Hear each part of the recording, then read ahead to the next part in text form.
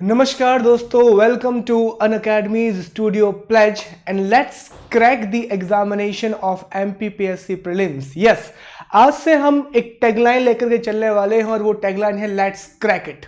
Because ultimately जैसा आप सभी जानते हैं कि अनअकैडमी के लिए एक बहुत बड़ा मूवमेंट है कि हमारे टीवी एडवर्टीजमेंट आउट हो चुके हैं और अब हम सभी के बीच में बस एक ही काम करना है, मुझे और आपको, लेट्स क्रैक इट। चाहे वो एग्जाम हो, जिंदगी की कोई समस्या हो, dude just let's crack it. Okay, इसी के साथ मैं स्वागत करता हूं शुभम और हमारी पूरी की पूरी टीम आपका बहुत बढ़िया तरीके से आपकी एमपीपीएससी की तैयारी करा रही है। और मेरे 4 कोर्सेज स्टूडियो प्लेज पर चल रहे हैं, यूट्यूब पर चल रहे हैं। सुबह 9 बजे दोस्त हम पॉलिटी का क्रैश कोर्स पढ़ रहे हैं। 10:30 बजे, अब जो ये समय हो चुका है, हम कंप्लीट एक्ट पढ़ रहे हैं। 11:45 पर हम कंप्लीट करंट अफेयर्स पढ़ रहे हैं और 1 से 2 बजे तक हम कंप्लीट ज्योग्राफी पढ़ रहे हैं। तो ये 4 कोर्सेस मैं आपके लिए लेकर के आया हूं ताकि आपकी थोड़ी सी मदद मैं भी कर सकूं आपके उस सपने को पूरा करने के लिए और एग्जाम को क्रैक करने के लिए। मेरे दोस्त, अनअकैडमी के सब्सक्रिप्शन की अगर हम बात करें तो हमारी लर्निंग ऐप पर आपको बहुत सारी फैसिलिटीज़ मिलती हैं दोस्त। यहाँ पर आप प्रीलिम्स से लेकर के मेंस तक की पूरी तैयारी कर सकते हैं। Remember one thing, Unacademy learning app एक ऐसा प्लेटफॉर्म है जहाँ पर आपको प्रीलिम्स, मेंस की पूरी तैयारी और साथ ही साथ आपको टेस्ट सीरीज मिलती है और ये बहुत कम प्राइस पे आपको मिलता है। 7,000 रुपीज़ आपको पे करने हैं पूरे 1 साल के लिए। और उसमें भी अगर आप मेरा कोड SG Live यूज़ करते हैं तो आपको 10% का डिस्काउंट मिलेगा। तो यही चीज़ आपको 6,300 में मिलेगी। अब मान लो कि आपका मन है 2 साल के कोर्स लेने का दोस्त, तो 2 साल का जो कोर्स है वो 11,200 रुपये में है। बट अगेन अगर आप मेरा कोड SG Live यूज़ करते हैं तो आपको 10% का डिस्काउंट मिलेगा और यही कोर्स आपको 10,080 रुपये में मिलेगा। दोस्त रिमेंबर, इस कोड को जरूर यूज़ करना, SG Live, तभी आपको ये डिस्काउंट मिलेगा, शुभम गुप्ता लाइव। चलिए वापस आते हैं, हमारे टॉपिक की बात कर रहे हैं। तो गाइज, हम एक बहुत इंपॉर्टेंट टॉपिक पढ़ रहे हैं और आप जानते हैं कि पिछले साल लगभग 19 प्रश्न अधिनियमों से आए थे, एक्ट से निकल करके आए थे। और ये मेरा पर्सनल मानना है, हो सकता है आपका ऐसा मानना ना हो। This is one of the toughest topic, I believe कि इसको पढ़ना उतना आसान नहीं है। तो बस मैंने एक प्रयास किया है कि शायद I will try my level best कि आपको ये चीज़ें समझा पाऊँ। तो हम पढ़ रहे हैं अनुसूचित जाति और अनुसूचित जनजाति अधिनियम, SC/ST अधिनियम 1989। ये हमको पढ़ना है। कल हमने कुछ बातें कर ली थी, जैसे कल हमने इस अधिनियम की सामान्य जानकारी ली थी, कल हमने इसकी जनरल इंफॉर्मेशन को डिस्कस किया था। हमने देखा था कि इस अधिनियम में कितने अध्याय हैं, तो टोटल जो इसमें चैप्टर हैं वो कितने हैं, 5 चैप्टर हैं। धाराएं कितनी है, सेक्शन कितने हैं, 23 है। उसके बाद हमने डिस्कस किया था कि ये अधिनियम कब साइन हुआ, तो ये साइन हुआ था 11 सितंबर 1989 को। पर लागू इंप्लीमेंट कब से हुआ, तो 30 जनवरी 1990 से ये क्या हुआ था दोस्त, इंप्लीमेंट हुआ था। 30 जनवरी 1990 से ये क्या हो गया था, इंप्लीमेंट हो गया था। 30 जनवरी को हम किस रूप में मनाते हैं, तो गांधी जी की पुण्यतिथि के रूप में मनाते हैं, शहीद दिवस के रूप में मनाते हैं। इसके अलावा हमने ये भी देखा था कि अपराधों की प्रकृति क्या है, नेचर ऑफ क्राइम क्या है। तो दोस्त याद रखना, गैर जमानती अपराध है, संज्ञेय अपराध है और आशमनीय अपराध है। इसके तहत जितने भी अपराध आएंगे उनको 3 कैटेगरी में प्लीज याद रखना कि एक तो गैर जमानती अपराध है, संज्ञेय अपराध है और अशमनीय अपराध है। Non bailable, cognizable and non compoundable, जिसके बारे में कल हमने विस्तार से चर्चा की थी। उद्देश्य क्या है, तो एक तो रक्षा करना है और राहत और पुनर्वास, ये वाला पॉइंट खास तौर पे याद रखना, एग्जाम में ऑब्जेक्टिव में आ सकता है। देन लास्ट में हमने एक नोट किया था और इसको हमने बहुत ध्यान से समझा था कि यह अधिनियम किस पर लागू होता है, तो यह अधिनियम नॉन SC ST पर लागू होता है, उस पर लागू होता है जो SC ST का नहीं है। ये चीज भी कल हमने ध्यान से समझी थी। और अब फिर हमने प्रारंभ कर दिए थे संवैधानिक प्रावधान। एक बार मैं चेक कर लूं लेक्चर चल रहा है कि नहीं।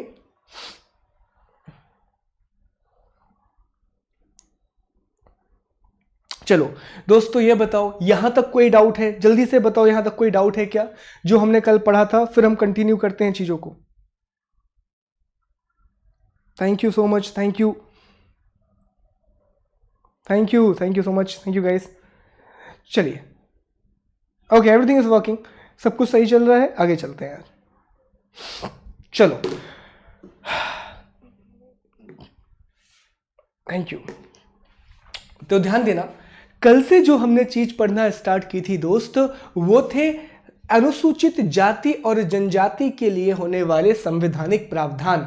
फिर से एक बात बता दूं कि इसको ऐसे ही याद रखें, SC और फिर क्या आएगा, ST आएगा। तो हमने देखा था कि SC की परिभाषा कहां दी गई है, तो SC की परिभाषा अनुच्छेद 366 के 24 में दी गई है।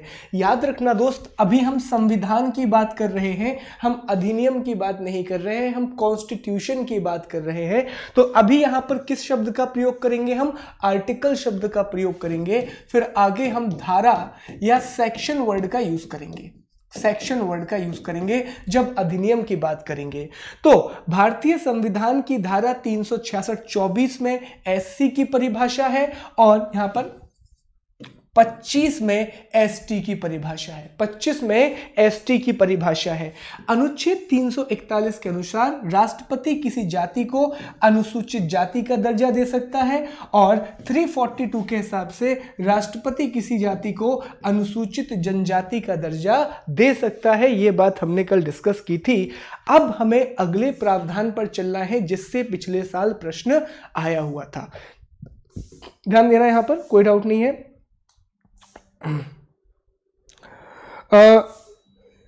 दिवाकर जी, आई एम नॉट श्योर कि कितने प्रश्न आ सकते हैं, पर यार MPPSC है तो मैं कुछ प्रिडिक्ट नहीं कर सकता, पर 5-10 तो आने ही चाहिए।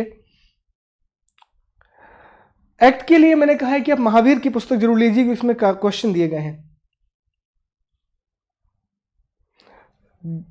Giriraj ji, I am extremely sorry, पर मुझे इसका इंफॉर्मेशन नहीं है। चलो आगे बढ़ते हैं, ध्यान देना यहां पर।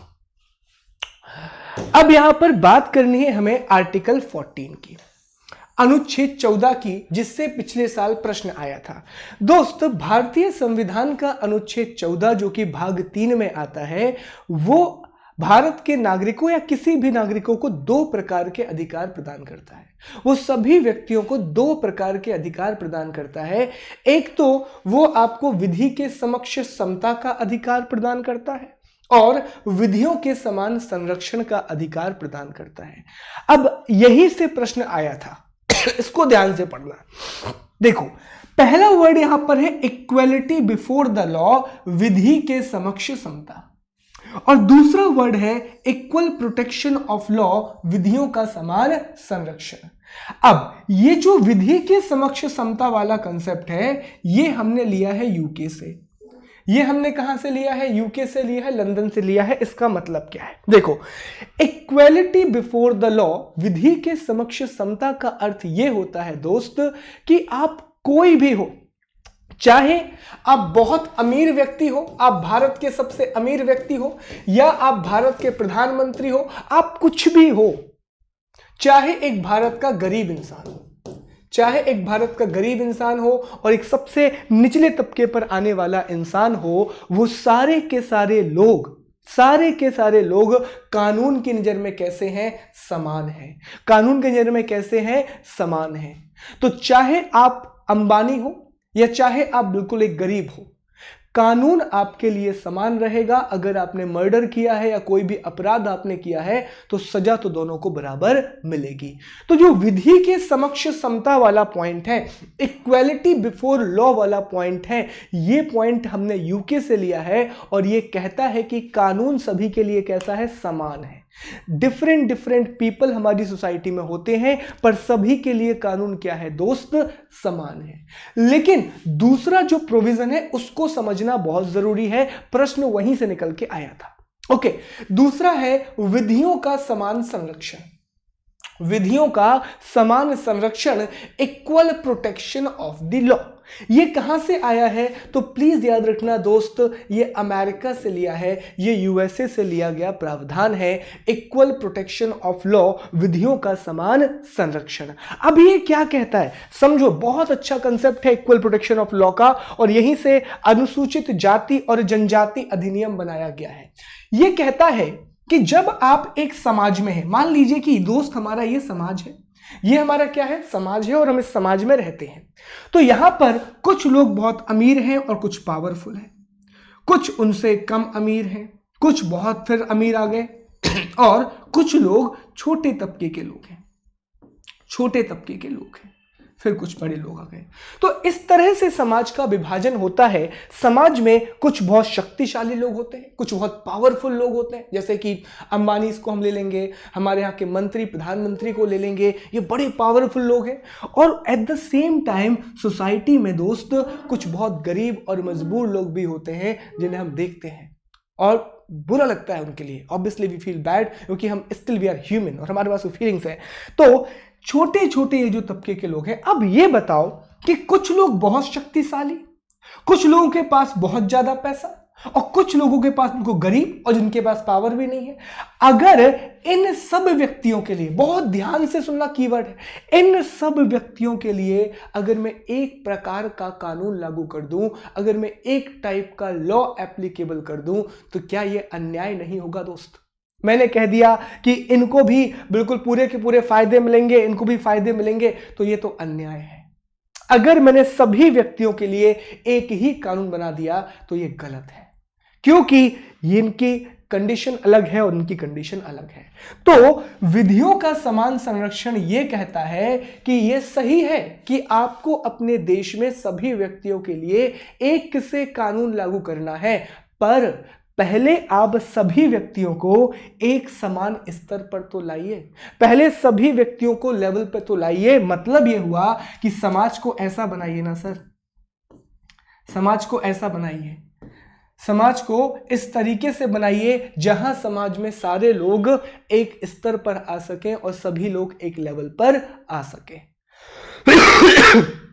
और ऐसा कब हो सकता है, ऐसा कब पॉसिबल है? जब ये जो गरीब लोग हैं, ये जो निचले तबके के लोग हैं, इनके लिए आप विशेष प्रबंध करें, इनके लिए आप स्पेशल प्रोविजन करें। क्या करें आप इनके लिए? इनके लिए आप विशेष प्रबंध करें, इनके लिए आप स्पेशल अरेंजमेंट करें। यही कारण है कि भारतीय संविधान के अनुच्छेद 15 और अनुच्छेद 16 में दोस्त आरक्षण की व्यवस्था की गई, रिजर्वेशन का प्रोविजन किया गया। रिजर्वेशन इसीलिए प्रोविजन किया गया ताकि ये लोग जो समाज में पीछे रह गए हैं उनका विकास हो सके और वो आगे आ सके। और इसके अलावा कई अलग अलग योजनाएं होती हैं जो आप इनके लिए चलाते हैं। तो अब यहां पर एक बात सुनना, अब अगर आपको इन लोगों को इस स्तर पर लाना है तो इन्हें, इनके लिए आपको अलग से योजनाएं चलानी पड़ेंगी। और आरक्षण एक ऐसी ही योजना है कि नहीं है? आरक्षण एक ऐसी ही योजना है, रिजर्वेशन एक ऐसा ही टॉपिक है। तो अगर आपने इन लोगों को आरक्षण दिया तो ये तो इनके इस अधिकार का उल्लंघन हो जाएगा, विधि के समक्ष समता का। क्योंकि अभी तो हमने क्या पढ़ा था कि विधि, कानून सभी के लिए एक समान होगा, पर भारत के संविधान में यह कहा गया है कि जो लोग पीछे रह गए हैं उन्हें हमें समान स्तर पर लाना है, तो उनके लिए हमें कुछ विशेष प्रावधान करने पड़ेंगे, स्पेशल प्रोविजन करने पड़ेंगे। और ये स्पेशल प्रोविजन किए जाते हैं विधियों के समान संरक्षण पर, और जिसे कहा जाता है संरक्षात्मक विभेद, जिसे कहा जाता है प्रोटेक्टिव डिस्टिंक्शन। क्या कहा जाता है दोस्त? जिसे कहा जाता है प्रोटेक्टिव डिस्टिंक्शन। मतलब आप ये जो भेदभाव कर रहे हैं, इस वर्ड का मतलब समझना, आप ये जो भेदभाव कर रहे हैं ये क्यों कर रहे हैं? ताकि उनकी सुरक्षा हो सके, ताकि उनका विकास हो सके, सुरक्षा हो सके और विकास हो सके। तो ऐसे भेदभाव को जो किसी के विकास और सुरक्षा के लिए किया जाता है दोस्त, हम क्या कहते हैं? उसे हम कहते हैं संरक्षणात्मक विभेद, प्रोटेक्टिव डिस्टिंक्शन। और ये कहां से निकल के आता है दोस्त? तो आर्टिकल 14 में इक्वल प्रोटेक्शन ऑफ लॉज, विधियों के समान संरक्षण से निकल के आता है। और SC/ST जो अधिनियम हम पढ़ने के लिए जा रहे हैं, उस अधिनियम में भी कुछ SC और ST समुदाय के लोगों के लिए, अनुसूचित जाति और जनजाति के लोगों के लिए विशेष प्रावधान किए गए हैं ताकि वो अपना विकास कर सकें। और इसी कारण से यह अधिनियम किस सिद्धांत पर आधारित है? तो यह अधिनियम आधारित है संरक्षणात्मक विभेद के सिद्धांत पर, प्रोटेक्टिव डिस्टिंक्शन के आधार पर। अब जाइए लास्ट ईयर का पेपर उठाइए, उसमें यह प्रश्न है, अब आपसे यह सॉल्व हो जाएगा। अब सिर्फ सॉल्व नहीं होगा, अब कभी भी ऐसा कोई प्रश्न आ जाए, चाहे आरक्षण के बारे में पूछ ले, चाहे अस्पृश्यता उन्मूलन के बारे में पूछ ले, सारे के सारे किस बेसिस पर बनाए जाते हैं दोस्त? संरक्षणात्मक विभेद के स्तर पर बनाए जाते हैं। टैक्सेशन इन इंडिया वो भी प्रोटेक्टिव डिस्टिंक्शन है, क्योंकि जैसे जैसे आपकी आय बढ़ती जाती है, इनकम बढ़ती जाती है, टैक्सेशन भी बढ़ता जाता है मेरे दोस्त। और वो कहां से निकल के आता है? इक्वल प्रोटेक्शन ऑफ लॉ से निकल के आता है, विधियों के समान संरक्षण से निकल के आता है। और ये कैसा विभेद है? संरक्षणात्मक विभेद है। ये बताओ, यहां तक बात क्लियर हुई?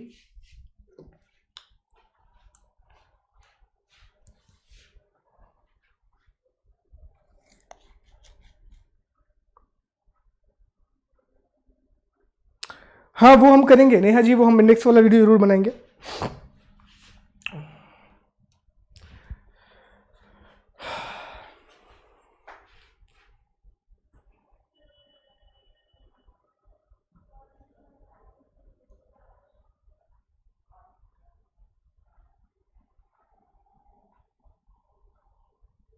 अनुराग जी ज्योग्राफी हो जाएगी, ज्योग्राफी के मोस्ट इंपॉर्टेंट टॉपिक हम वहां कवर कर लेंगे, नदियां कवर कर लेंगे, भारत का भौतिक विभाजन कवर कर लेंगे, जनजातियां कवर कर लेंगे, जनसंख्या कवर कर लेंगे, और उसके बाद वर्ल्ड ज्योग्राफी कुछ टॉपिक पढ़ लेंगे। चलिए, thank you so much. Okay, आगे बढ़ते हैं, देखते हैं। अब इसके बाद हमें कुछ और प्रावधानों की बात करनी है। अब हमारा अगला प्रावधान है अनुच्छेद 15। अनुच्छेद 15, अब कहानी आसान है, जल्दी जल्दी समझना। अनुच्छेद 15 में शैक्षणिक संस्थानों में SC/ST आरक्षण की बात की गई है। SC/ST reservation in educational institution. बहुत, और एक और समझो पहले, 16 में लोक नियोजन में SC/ST आरक्षण की बात की गई है। SC/ST reservation in public employment की बात की गई है। देखो, यह सवाल भी आ चुका है, कंफ्यूज मत होना। पहले आपको शिक्षा देना पड़ेगा, पहले आपको क्या देना पड़ेगा दोस्त? शिक्षा देना पड़ेगा, पहले आपको एजुकेशन देनी पड़ेगी, तभी तो आप उसे रोजगार दोगे। ऐसा है कि नहीं है? पहले आप एजुकेशन दो, तभी तो आपको एम्प्लॉयमेंट मिलेगा। यही कारण है कि शिक्षा का प्रावधान 15 अनुच्छेद में और 16 में किसका प्रावधान? रोजगार का प्रावधान है। यह सवाल भी आ चुका है कि SC/ST को शैक्षणिक आरक्षण किस अधिनियम के द्वारा मिलता है? तो अनुच्छेद द्वारा मिलता है, तो आंसर करना अनुच्छेद 15। फिर पूछेंगे लोक नियोजन में, पब्लिक एम्प्लॉयमेंट में रिजर्वेशन किससे मिलता है? तो आंसर करेंगे अनुच्छेद 16। I think things are clear, आगे बढ़ते हैं। अगली बात समझो, अनुच्छेद 17 क्या कहता है? भारतीय संविधान का अनुच्छेद 17 one of the most important कहता है अस्पृश्यता का अंत। और ये जो है अनटचेबिलिटी के सिर्फ अंत की बात नहीं करता, बल्कि अस्पृश्यता को एक दंडनीय अपराध भी घोषित करता है, एक ऑफेंस घोषित करता है, पनिशेबल ऑफेंस भी डिक्लेयर करता है दोस्त। और दंडनीय अपराध, इसी से हम अपना अगला अधिनियम पढ़ेंगे इसके बाद, सिविल अधिकार संरक्षण अधिनियम 1955, protection of civil right act 1955। तो यह भी याद रखना। इसके बाद अनुच्छेद 46, यहां से हमारे DPSP प्रारंभ हो जाएंगे, यहां से हमारे राज्य के नीति निर्देशक तत्व प्रारंभ हो जाएंगे। तो उसमें क्या है? कमजोर वर्ग, विशेषकर SC/ST वर्ग के नागरिकों को शोषण व सामाजिक अन्याय से बचाना। तो प्रश्न यह आ सकता है कि भारतीय संविधान का कौन सा नीति निर्देशक तत्व SC/ST को प्रोटेक्ट करने की बात करता है या उन्हें अन्याय से बचाने की बात करता है या उनके विकास की बात करता है। With DPSP of Indian constitution deals with the development and the protection of SC/ST। भारतीय संविधान में राज्य के नीति निर्देशक तत्वों का कौन सा अनुच्छेद ST/SC के विकास और संरक्षा के मुद्दे की बात करता है? डू रिमेंबर आर्टिकल 46 ये बात करता है। अनुच्छेद 46 ये बात करता है कि कमजोर वर्ग विशेषकर SC/ST के नागरिकों को शोषण व सामाजिक अन्याय से बचाना। इसके बाद अनुच्छेद 243 की बात करेंगे, 243D की बात करेंगे, 243D की बात करेंगे तो इसमें पंचायत में, याद रखना, पंचायत में SC/ST आरक्षण है, SC/ST रिजर्वेशन इन पंचायत। और 243T 243T में नगर पालिका में ST/SC आरक्षण है, SC/ST रिजर्वेशन इन म्यूनिसिपैलिटी है। यह प्रश्न भी आ सकते हैं, प्लीज याद रखना इनको। एक बार रिवाइज करते हैं तुरंत। अनुच्छेद 14 विधि का समान संरक्षण और विधि के समक्ष समता, तो इससे संरचनात्मक विभेद का सिद्धांत निकल करके आता है। इससे आपका प्रोटेक्टिव डिस्टिंक्टिंग की थ्योरी निकल करके आती है जिस पर SC/ST अधिनियम बेस है। 15 में SC/ST को शैक्षणिक आरक्षण, 16 में SC/ST को एम्प्लॉयमेंट में आरक्षण, 17 में अस्पृश्यता का अंत। इसके बाद 46 में SC/ST के डेवलपमेंट और सुरक्षा की बात, 243D में पंचायत में SC/ST को आरक्षण और 243T में म्युनिसिपैलिटी या नगर निगम में आरक्षण की बात करते हैं। कुछ और प्रावधान है, जल्दी से देखो। इसके बाद एक भारत के भाग 16, ये भी याद रख लेना, भाग 16 स्पेशली डील करता है कमजोर वर्गों के लिए कुछ प्रावधान करने के लिए, या वो वर्ग जो विकास की यात्रा में पीछे रह गए हैं, जो डेवलपमेंट में पीछे छूट गए हैं दोस्त, उनके लिए कुछ प्रोविजन बनाने की बात करता है भारतीय संविधान का भाग 16, जिसमें अनुच्छेद 330 से लेकर के 342 तक की कहानी है। अनुच्छेद 330, again you have to remember this, article 330, ये लोकसभा में SC और ST के आरक्षण की बात करता है, SC/ST रिजर्वेशन इन लोकसभा। और यहीं से ये पॉइंट याद रखना कि लोकसभा में SC के लिए 84 सीटें रिजर्व हैं और ST के लिए 47 सीटें रिजर्व हैं, 47 सीट्स रिजर्व है। प्लीज रिमेंबर, लोकसभा में SC के लिए 84 और ST के लिए 47 सीट रिजर्व है। और ऐसा क्यों है? क्योंकि भारतीय संविधान का अनुच्छेद 330 आर्टिकल 330 ये प्रोविजन करता है दोस्त, प्लीज याद रखना।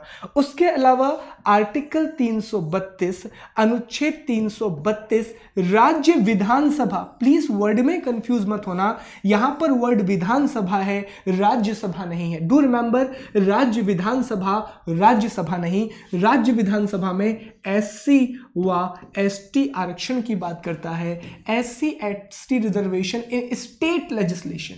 किसमें बात करता है? स्टेट लेजिस्लेशन में बात करता है। अगर हम MP की बात करें दोस्त, तो आप जानते हैं MP में SC की आबादी ज्यादा है कि ST की? तो हम सभी लोग जानते हैं कि मध्य प्रदेश में ST की आबादी ज्यादा है और SC की आबादी कम है। यही कारण है कि मध्य प्रदेश में SC के लिए 35 सीटें और ST के लिए 47 सीटें रिजर्व हैं, 47 सीट्स रिजर्व की गई है। लेकिन इंडिया की अगर हम बात करें, पूरे देश की बात करें, तो इंडिया में SC के लिए SC की जनसंख्या ज़्यादा है और ST की जनसंख्या कम है। यही कारण है कि इंडिया में SC के लिए 84 और ST के लिए 47 सीट्स रिजर्व की गई हैं। तो अनुच्छेद 330 लोकसभा में रिजर्वेशन, 332 राज्य विधानसभा में रिजर्वेशन की बात करता है। अब यहां पर याद रखना, राज्यसभा में SC ST या किसी भी वर्ग के लोगों को अलग से आरक्षण नहीं दिया जाता, रिजर्वेशन नहीं दिया जाता, क्योंकि ऐसा कोई प्रावधान यहां पर नहीं है। वहां पर बस राष्ट्रपति के द्वारा 12 सदस्यों को मनोनीत किया जाता है, 12 मेंबर्स को नॉमिनेट किया जाता है। दोस्त, आई होप कहानी यहां तक क्लियर है।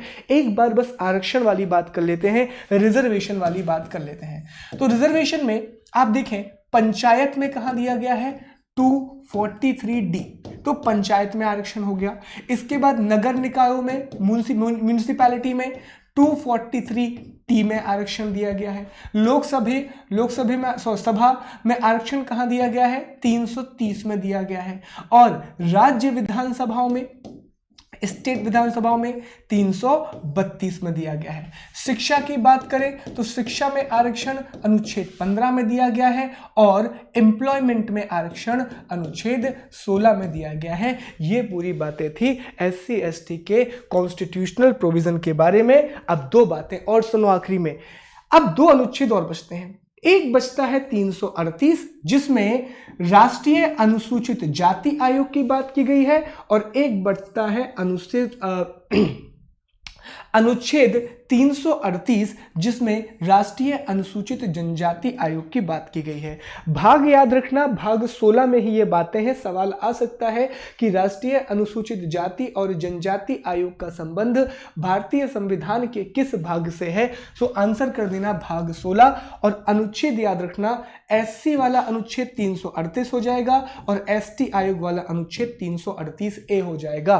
फिर से वही ट्रिक याद रखना, हमेशा बोलो SC ST। तो SC वाला प्रोविजन पहले आएगा, ST वाला प्रोविजन बाद में आएगा।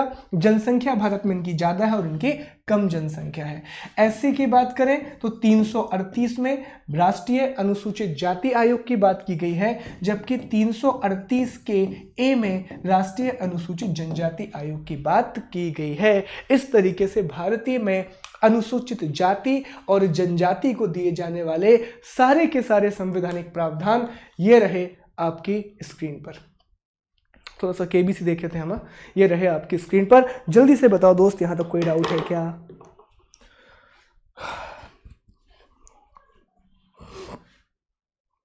Thank you Dwivedi ji, thank you so much.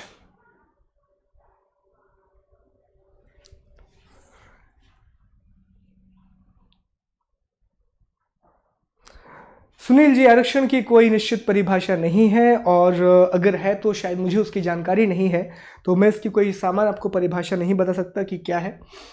पर कुछ वर्गों के विकास हेतु जब आप कुछ विशेष प्रावधान करते हैं तो उसे ही आरक्षण कहा जाता है।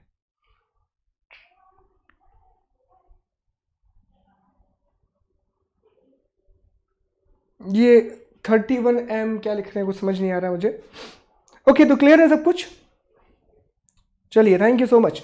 ओके, चलो जल्दी से एक बार ये खत्म करते हैं फिर हम अधिनियम स्टार्ट करेंगे। 366-24 में क्या कहा गया था? किसकी परिभाषा है? SC की परिभाषा है। 366 में ST की परिभाषा है। 341 के अनुसार राष्ट्रपति किसी भी जाति को क्या घोषित करता है? SC घोषित करता है। 342 के अनुसार राष्ट्रपति किसी भी जाति को ST घोषित करता है। 14 में आप जानते हैं संरक्षा विभेद की बात की गई है। इसमें बात की गई है प्रोटेक्टिव डिस्टिंक्शन की बात की गई है।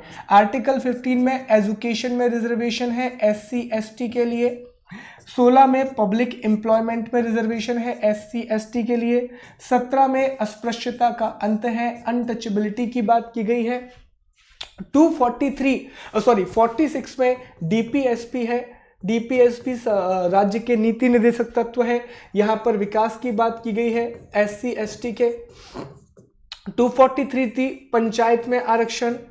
43T में म्यूनिसिपैलिटी में आरक्षण। 30 में लोकसभा में आरक्षण। 32 में राज्य की विधानसभाओं में आरक्षण। 38 में national commission for schedule caste राष्ट्रीय अनुसूचित जाति आयोग, और 338 में राष्ट्रीय अनुसूचित जनजाति आयोग की बात की गई है। घर पे आप लोग रिवीजन कर लेना, आपको आज PDF मिल जाएगा इसका पूरा का पूरा। चलो आगे चलते हैं, अधिनियम की बात करते हैं। सॉरी अरे यार,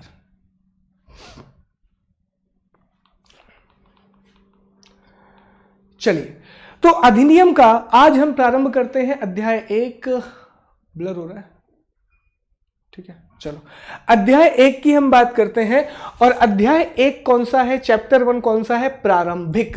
अध्याय 1 का नाम याद रखना दोस्त। आप जानते हैं कितने अध्याय हैं?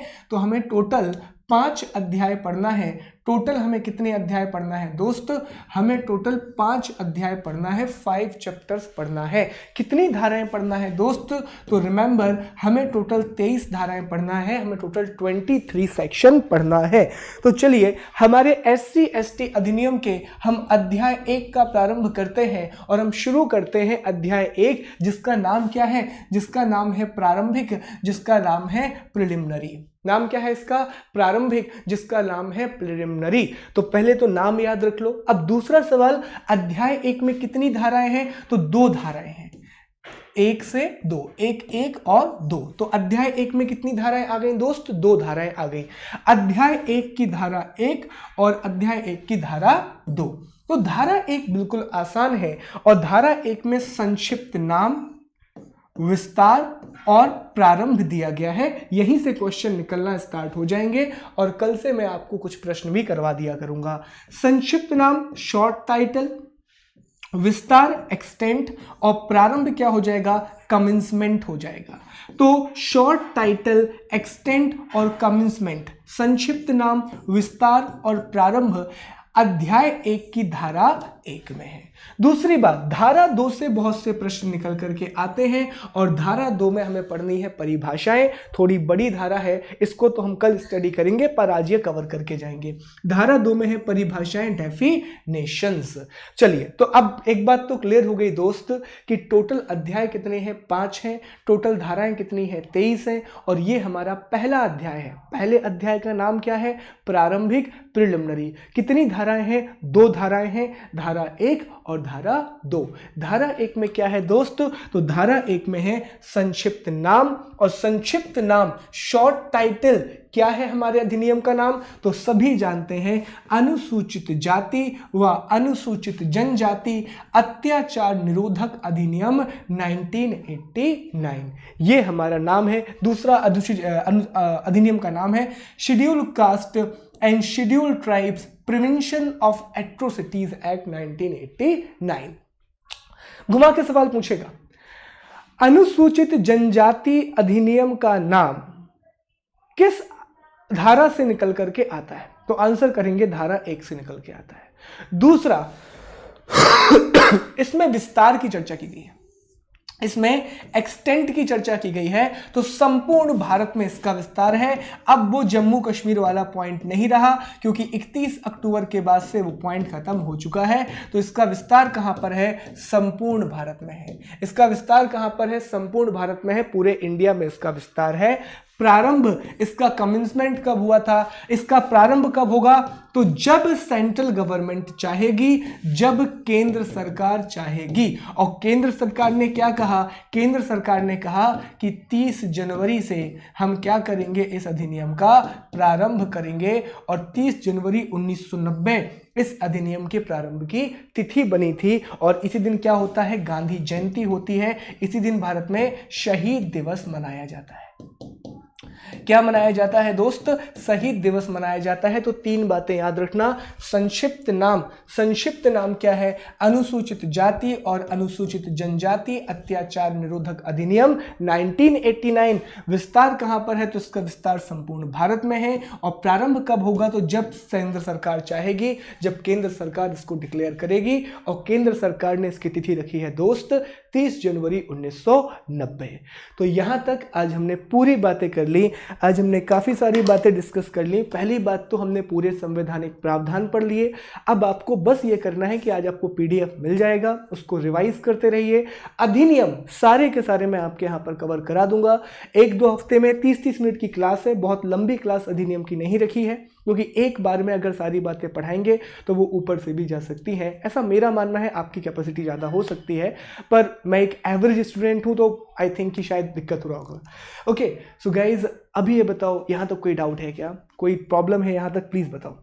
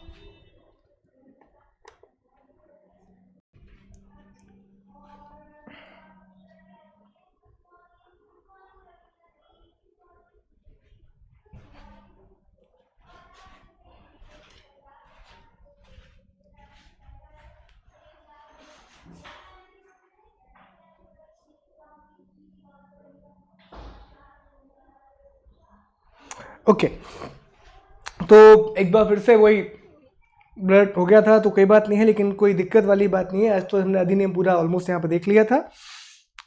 तो कल आपसे वापस से मुलाकात होगी इसी समय पर 10:30 पे हम फिर से मिलेंगे, और कल हम अध्याय 2 पे ही अध्याय 1 पूरा खत्म करेंगे, क्योंकि ये बहुत बड़ा अध्याय है। परिभाषाएं दोस्त उसमें बहुत सारी हैं। अभी आपके जो कुछ डाउट आए हैं वो क्लियर कर देते हैं पहले हम। एक आपका डाउट है कि ग्राम पंचायत में, जी हाँ फीमेल, लोक नियोजन। पवन जी, लोक नियोजन का अर्थ होता है जो सरकारी नौकरियां होती हैं, पब्लिक एम्प्लॉयमेंट होती हैं, उसकी बात है लोक नियोजन में, ये चीजें होती हैं। क्लियर? उसके अलावा टेलीग्राम ग्रुप की लिंक नीचे दी हुई है, डिस्क्रिप्शन बॉक्स में मिल जाएगी, वहां से पीडीएफ आपको शाम तक मिल जाएगी। मैं शाम तक अपलोड करवा दूंगा, थोड़ा सा टाइम लगता है प्रोसेस होने में, मैं उसको अपलोड करा दूंगा। द्विवेदी जी बिल्कुल आप दमोह आइए, आपका बहुत स्वागत है। दमोह में बहुत अच्छी खाने की चीज़ें मिलती हैं, आपको खिलवाएंगे यहाँ से, बिल्कुल आइए। Okay, thank you thank you thank you so much. निवारण ही है, इट्स निवारण, ठीक है।